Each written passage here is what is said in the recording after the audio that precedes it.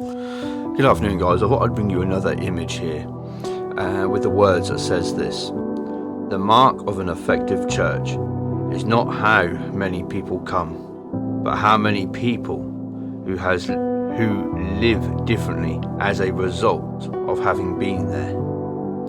Let me just repeat that.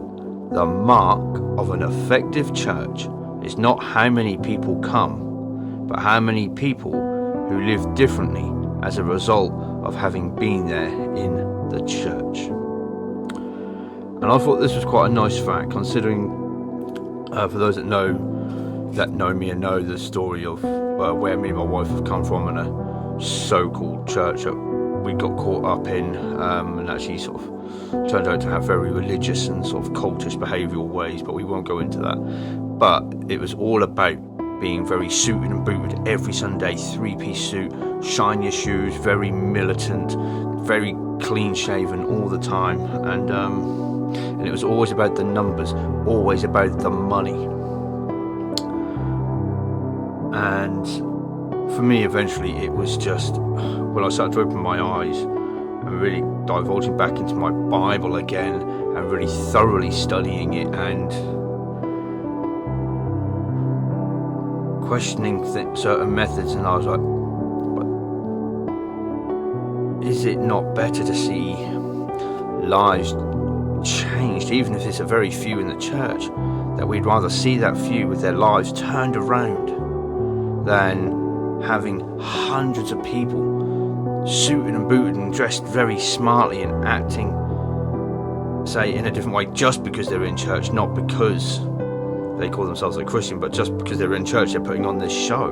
When actually we want to see people, we want to see everyday nobodies, we want to see sinners come into the church and actually turn their lives around because of the Bible, turn their lives around because of Jesus. It's not about being smartly dressed all the time and in your Sunday best. I mean, don't get me wrong, there's nothing wrong, don't get me wrong, I'm not saying there's nothing bad or wrong about being smartly dressed and being dressed in a suit and a smart shirt and a tie, things like that. There's nothing wrong with that.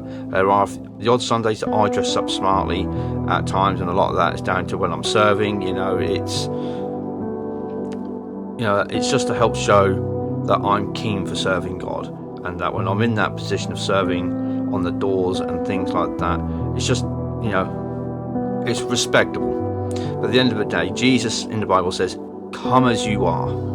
Now, I grant you, if you're serving in a position of ministry and in a position of church, and you're going to stand there up front with ripped jeans and things like that, and all this funky looking tops and gear with slogans on, then personally for me, I find that a little disrespectful when you're serving in a position of church. I mean, if that's how you're coming to church and just sitting there, yeah, fine, okay, but you come as you are, as Jesus says, but I wouldn't be serving in a position of ministry in ripped jeans and some very loud shirts, shall we say. It's just not, for me, respectable. But on the average whole, when you're coming to church, you come as you are. You come as you are. Not say it's not about how many are in the church, but the few that you have in there that are actually living differently and are living for Jesus and are serving God in such a powerful way. That's the difference. Now, again, there are some churches that are really just all about the money and the constant preaching of money, the constant preaching of tithing and things like that. That becomes prosperity gospel. And don't get me wrong, I'm not saying don't give money to the church, because me and my family, we tithe to our church. We do it because it's a personal relationship that we have with God. It's a biblical thing that we know to do. If you don't tithe to your church, listen, you're not going to go to hell for it, okay? The Bible does not express that at all. But it's just a personal relationship we have with God and with our church. And through that money, we know our church uses people's money to help the community and to, spread the joy and love of Jesus Christ across our city. And that's great to see, and we are seeing great results of that fruit.